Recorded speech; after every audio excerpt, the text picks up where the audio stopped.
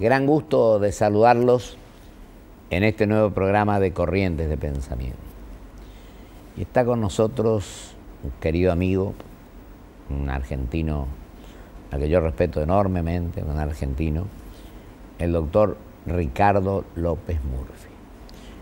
El doctor López Murphy, economista, político, fue candidato a presidente de la Nación, bueno, una magnífica trayectoria, una transparencia en sus procedimientos, que yo tengo un profundo respeto intelectual y moral por él, que me alegro mucho que esté hoy con nosotros en Corrientes de Pensamiento. Pero además, Ricardo, lo otro que me llena de satisfacción es la forma y las ganas que seguís poniendo para luchar, para que se fortalezcan las instituciones, para que las facciones desaparezcan, para que haya libre pensamiento en cuanto a las cosas y por el progreso argentino. No importa los partidos, no importa, más allá de eso. Más allá de las sectores. Pues así que yo te agradezco mucho que estés hoy acá, querido Ricardo. Y empezamos por lo que estás haciendo en defensa de la democracia, de la Ahí a mí me parece un punto muy vital en este momento, donde todos percibimos una agresión a las libertades de los argentinos, que pongamos por encima de nuestras diferencias, matices, esa necesidad de salvaguardar las instituciones de la Constitución que nos han permitido y nos permiten hoy vivir en un país con libertad de opinión, con libertad de prensa, con libertad de culto, con libertad ambulatoria. No hay que olvidarse que en los países de la utopía sangrienta de la Europa Oriental esas cosas estaban vedadas. Yo recordaba en un artículo que escribía para un periódico de Buenos Aires que en esos países había delito de pensamiento. A la gente se le internaba en institutos psiquiátricos por discrepar con el gobierno. Entonces yo digo, desde esa perspectiva, la defensa de las declaraciones de derecho y garantía de la Constitución ha pasado a ser quizás nuestro principal vehículo de supervivencia. Es cierto. Y en eso yo creo que no hay que ofrecer flancos, no hay que distraernos, no hay que entretenernos en nuestros conflictos, que son legítimos, pero que no nos deben, digamos, ocupar y dejar vacante esa tarea enorme de defender un estilo de vida, ¿no? Muy bien elaborada, porque allí Alberdi y los constituyentes hicieron una tarea estupenda. Y si uno la mira en perspectiva, esa Constitución es muy moderna, es muy actualizada.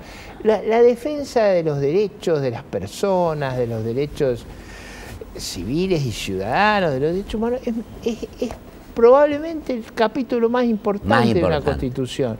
Y eso es lo que está hoy en cuestionamiento. Por supuesto que está la búsqueda de la reelección, pero también eso, es más profundo. Yo creo que hay un ataque a esa concepción respetuosa de la libertad y de los derechos de las personas. Totalmente. Y es ir a ese afán colectivista de someternos a todo, de convertirnos en vasallo, en pordiosero del poder, de vivir de limosna. Esa en última instancia es en lo que concluye el clientelismo. Total. El clientelismo concluye en un país de mendigos y que vive de la limosna. Yo no acepto eso. Y otra cosa, Ricardo, vos que sos un hombre de una profunda calidad moral e intelectual, pero que además sos un hombre valiente, que decís las cosas con respeto, pero con su nombre. Yo opino igual que vos, que acá hay un desafío fundamental, que es defender esto de la Constitución, el corazón, estructura, declaraciones, derechos y garantías. Porque yo me puse a la 94, pero tú algunas cosas buenas, y a lo mejor por la reelección, pero eso fue, no se tocó una coma. Yo siempre simpaticé declaraciones, con tu derechos posición. Y garantías. Para ser honesto, yo no estaba de acuerdo con la reforma del 94. ¿Simpatizaste con la posición? Nunca estuve de acuerdo y siempre he simpatizado con la posición que tú planteaste en el Senado. Pero digo, al menos en ese momento, a nadie se le ocurría el ataque que hoy, larvado, subyacente, está sobre ese plexo. Entonces, yo quiero hacerlo explícito, a lo mejor con esa con vos franqueza que hago las cosas que me han traído tanto disgusto, pero esa franqueza hoy es necesaria. Vienen por nosotros, o sea, todos los días inventan una restricción nueva, todos los días una persecución nueva. Yo estaba por sugerirle que le pongan impuesto a las ventanas, a ver si venimos escondidos. Bueno, y vos que sos economista, te digo lo siguiente, yo vi el otro día un muy buen artículo tuyo con respecto al tema transporte. Sí, que me gustaría que le explique un poco. Ahí yo estoy muy preocupado porque una de las cosas que debió haber pasado en un periodo tan favorable como el que hemos tenido, de circunstancias tan extraordinarias, exactamente. ¿Qué es lo que hubiera sido razonable hacer? Hubiera sido razonable un proceso de gran recuperación de la infraestructura. Claro. Los ferrocarriles de carga, los ferrocarriles metropolitanos, los subterráneos. Es decir, haber creado las autovías, haber creado una infraestructura que permitiera movilizar la riqueza.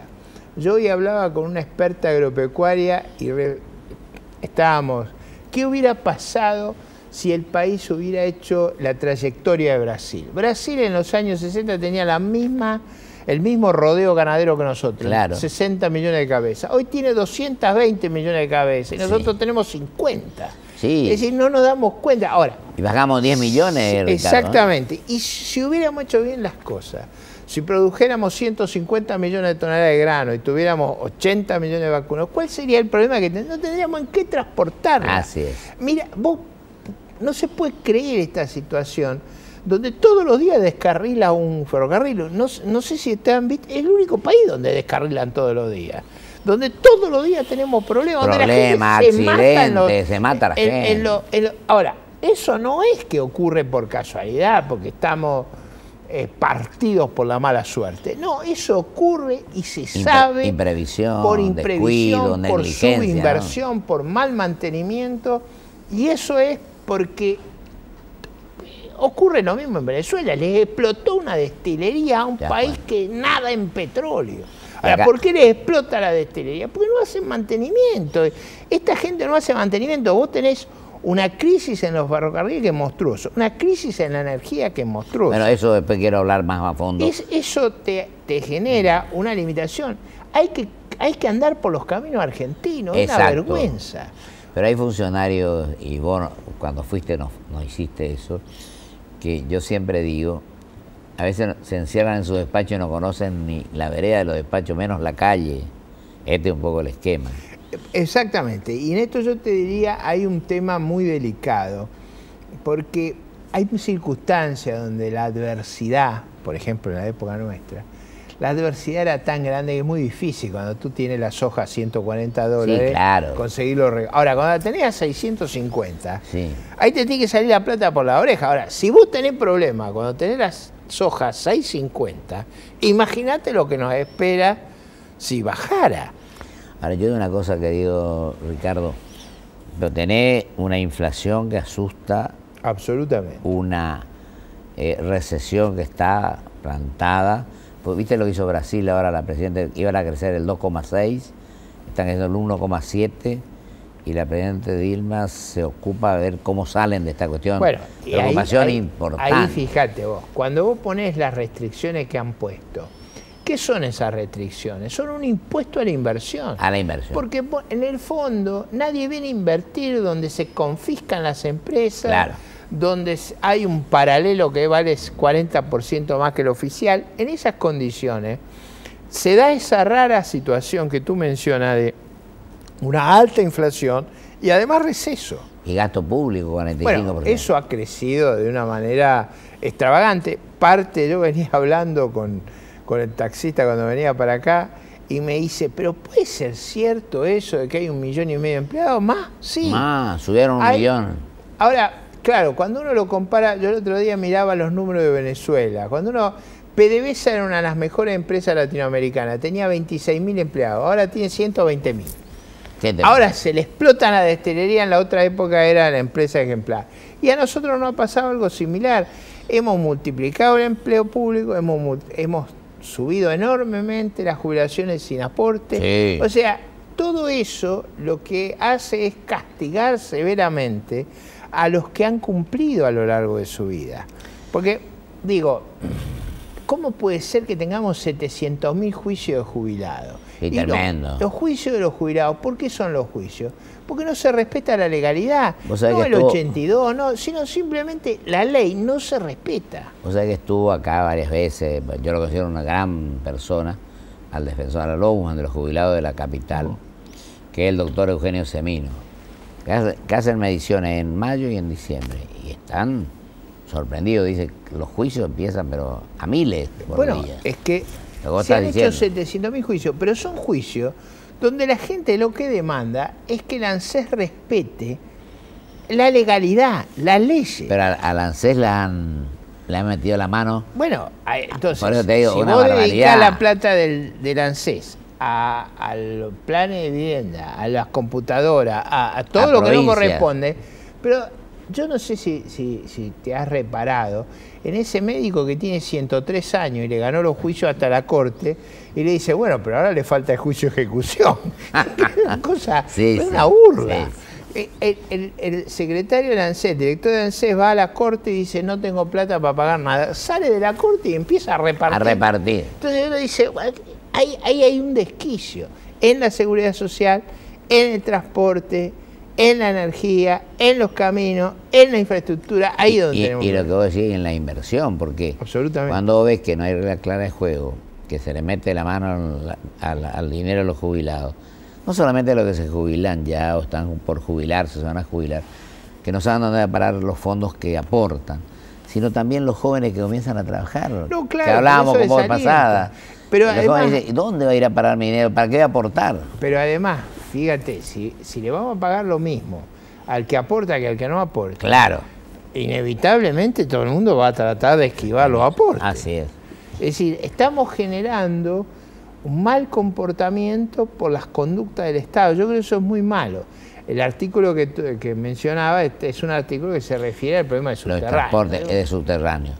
Y ahora lo otro que es importante, porque vos hablás después, otro tema que es grave, el del déficit energético. Ese es un tema muy delicado porque... Ahora hizo una declaración el actual presidente de YPF, el licenciado Galuccio. Sí, ahí cuál es el problema del plan Galuccio. Vamos a ponerlo blanco sobre negro. Algo escuché hoy como que pueden hacer, buscar gas juntamente con una empresa americana, Chevron. Vamos despacio. Sí, ¿Qué es lo que necesita él para cumplir el programa? Un aumento de tarifa y de precio de la energía brutal. 40% más o menos. Va a ser un aumento en el gas mucho más. Más. Entonces, yo digo, la pregunta es, ¿por qué no ponemos blanco sobre negro o negro sobre blanco? ¿Qué hipótesis estamos elaborando? Si lees con cuidado, y yo invito al televidente a leerlo, la presentación del ingeniero Galuccio dice, los números que están acá no nos comprometen. Como diciendo, esto es un ejercicio razonable, siempre que se hagan cosas que nadie sabe si las van a hacer. El voluntarismo ya no sirve para nada. Y lo otro es la dificultad que hay de invertir en nuestro país, dadas las actitudes que ha habido con la inversión. O sea, tú no respetas los juicios en el resto del mundo, no has normalizado con el Club de París, has confiscado empresas y no las has pagado. Digo, hay que ser muy audaz para venir. Totalmente. Muy audaz. Totalmente. Y digo otra cosa, querido Ricardo, el tema energético, hablan de vaca muerta, además del dinero que ocupa, aunque tuvieran todo el dinero para llevar a cabo la ejecución de esa obra, y te va a demorar 6 o 7 años. No, eso por supuesto. Y por eso te digo, yo digo que el problema es ahora. Hay que supuesto. Pensar en el mediano y largo plazo para todo. En energía, y en esto estamos en energía con un déficit enorme. Los proyectos maduran a los 7, 8 años. Yo creo que había tiempo cuando se avisó esto, allá por el 2003, 2004, cuando se decía cuidado, ahora la crisis nos va a afectar, nos va a condicionar, y una forma que se ve la crisis es en el enorme desequilibrio externo. O sea, todos los años tenemos que importar a cifras portentosa. Pero digamos... Pagándole el gas a Bolivia 11 y pico de dólares. Yo desde el 2003 escucho el gasoducto del Nordeste. Bueno, eso te iba a decir, Digo, tal cual, que eres correntino, que me vamos tocaba a eso. muy a fondo. Claro, ese gasoducto, yo ya lo he visto dibujado e inaugurado no sé cuántas veces. Ahora están hablando es como de la vuelta. central atómica. Todas las veces van a inaugurarla, todavía no ha producido 1 kilovatio de energía. O sea, todas las veces van a inaugurar una obra que nunca produce. El gasoducto ese es otra de las aventuras, o sea... Y parece que no se quiere hacer como estaba previsto, yo no sé cuál es... Los quieren embromar los correntinos, me no parece. sé, pero yo digo, la improvisación es tremenda. Sí, yo tengo la sospecha que... Y los anuncios son... Ese proyecto que debió haber sido un proyecto razonable, valioso, ese proyecto ha sido dejado de lado porque todos los recursos están concentrados en el aparato clientelista, que no ha hecho mucho daño. Porque ¿qué ha hecho el aparato clientelista? Hoy yo discutía con gente de la producción, yo decía, si hubiéramos desarrollado como Brasil, el sector ganadero, toda la cadena ganadera, con los frigoríficos, todo, no hay nada que radica más población en el interior que la producción ganadera. Ahí vos necesitas gente. Si la gente se queda ahí, es mucho más valiosa. En vez de dejar de trabajar ahí para venir a recibir los planes acá, eso le hace mal. El plan es no trabajar o algo. Y eso ha subido los riesgos de seguridad, la congestión, la contaminación, la infraestructura de transporte. O sea, los traemos al Gran Buenos Aires para depender... Es una cosa que es un proyecto estratégicamente equivocado. Equivocado. Sí, con todo respeto, vos decís una cosa, Ricardo, lo que dijiste, los planes que se llaman, en lugar de trabajar se tenía que llamar para no trabajar. Bueno, eso es malo. Por ejemplo, yo siempre creí que cuando hay gente que está sufriendo una desventura, lo mejor es ayudarlos al empleo. O sea, subsidiar el trabajo. Vos podrías, por ejemplo, en todo el interior, vos podrías facilitarle a todos los que están en la producción como un pago a cuenta de impuestos si contratan mano de obra.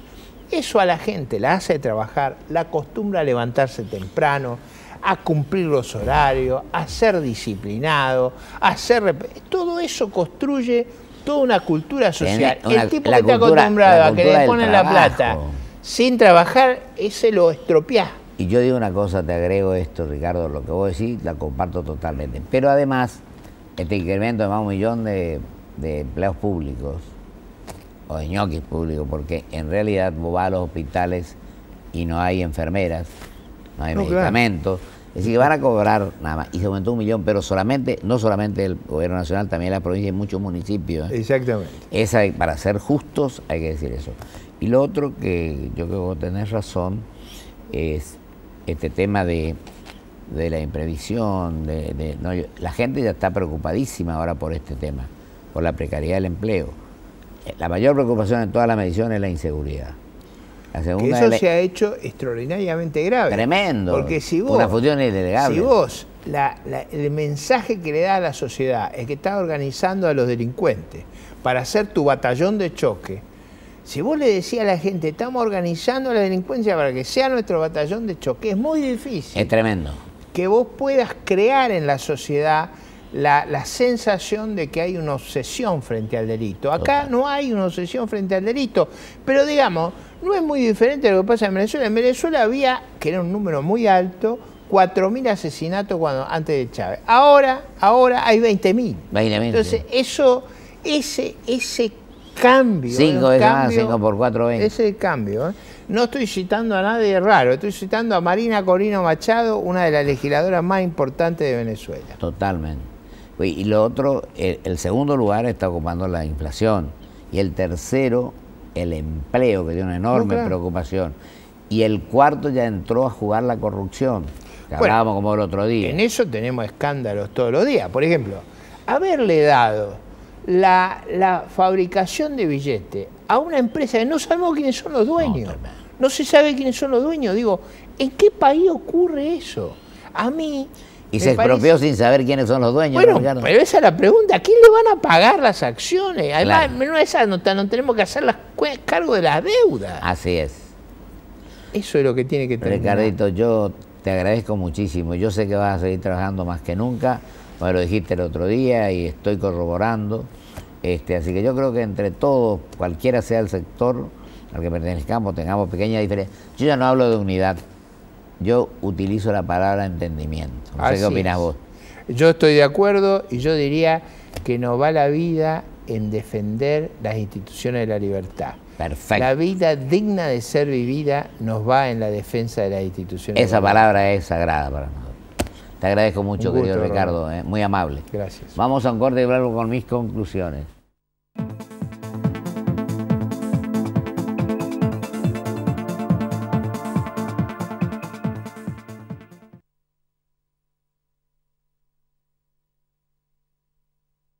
Auspicia este programa LAN, el encanto de volar.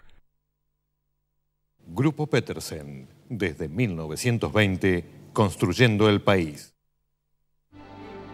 Buenos son los sueños que se hacen realidad. Buenos son los productos que son producto del esfuerzo y la capacidad. Buenos son los que producen pequeño, mediano y grande, porque producen lo mismo, orgullo. Buenos son los horizontes claros del campo, esos que permiten mirar bien hacia adelante. Buenos son los que derriban obstáculos y construyen esperanzas. Buenos son los ladrillos que contienen ilusiones. Buenos son los que alcanzan la mano para que otros alcancen sus sueños. Buenos son los esfuerzos de un banco, que es el motor de una provincia que avanza hacia el futuro. Banco Provincia, un banco que hace una provincia que crece. En Ezeiza estamos terminando el aeropuerto más moderno de América Latina. Inauguración nueva Terminal B. Preparque Internacional. Noviembre 2012. Aeropuertos Argentina 2000. Soñamos con vos. BBVA Francés. Por un futuro mejor, siempre. Adelante. Porque lo querés de verdad. Lo cuidas mucho. Y tratás de que no le pase absolutamente nada. Pero él ya está grande. Y es hora de que tenga su propio auto.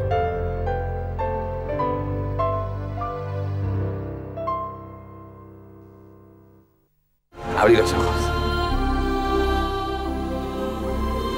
Estoy volando. Bueno, disfrútalo, porque va a ser la única vez que vas a poder volar. El año que viene usamos los puntos quiero que estamos acumulando para viajar. Total, yo ese año vengo acumulando. Sí. Marcos, si yo salto, ¿vos me rescatarías? Sí, calculo que sí. ¿Cómo calculo? Sí. Ya está, déjame salir. Pará. Soltame. Llegó Quiero Viajes. Elegí dónde, cuándo y cómo viajar con tus puntos. Banco Galicia. Cada día más.